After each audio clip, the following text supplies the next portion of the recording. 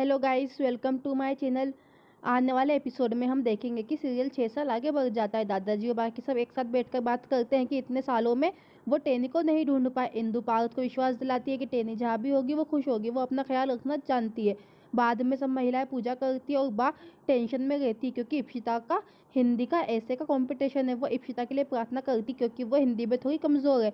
इंदु बोलती है कि पिछली बार जब वो रेस में दूसरे नंबर पर आई थी तो उसने 2 दिन तक खाना नहीं खाया था। मोहिनी कहती है कि वो पिछली बार इप्शिता के लिए केवल एक गिफ्ट लाई थी और वो मान गई थी। फिर पार्थ वहाँ पे आता है और कहता है कि ये गलत है। वो फिर उनसे आशीर्वाद लेता है। वो कहता है कि इप्शिता की खुशी उसके लिए सबसे ज़्यादा ज़रूरी है, लेकिन इप्शिता को ये महसूस कराना चाहिए कि जीत और हार जीवन का एक हिस्सा है।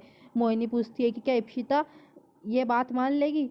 फिर इंदु कहती है कि पहले ही देर हो चुकी है, उसे यहाँ होना चाहिए। फिर बा कहते हैं कि दादाजी उसे लेने गए हैं, वो दोनों आइसक्रीम पार्लर में बैठे होंगे। इप्शिता हिंदी कंपटीशन जीतकर ट्रॉफी लेकर घर आती है। वो फिर भागने लगती है, सब उसे पकड़ते हैं। फिर वो डिज्नीलैंड जाने के लिए बोलती है। पार्थ उससे वादा करता है। दादाजी भी बात मानते हैं। इप्शिता कहती है कि उसकी फ्रेंड टीना भी उनके साथ आएगी। पार्थ पूछता है क्यों। इप्शिता उन्हें बताती है कि उन्हें बीच में एक सौदा किया था, टीना ने अपना ऐसे उससे शेयर किया और वो जीत गई। वो टीना को अपने साथ डिज्नीलैंड ले जाएगी। पार्थ पूछता है कि क्या उसने चीटिंग की। इप्शिता कहती है कि ये केवल एक सौदा था जिसे पार्थ अपने बिजनेस में करता है। फिर इप्शिता को सुनकर उनको टेनी की याद आती है। फिर टेनी एक एक करके सारे भगवानों के पास जाती है और कुछ प्रार्थना करती रहती है। पार्थ कहता है कि उन्हें कभी नहीं लगा कि टेनी अब तक यहाँ पे नहीं है।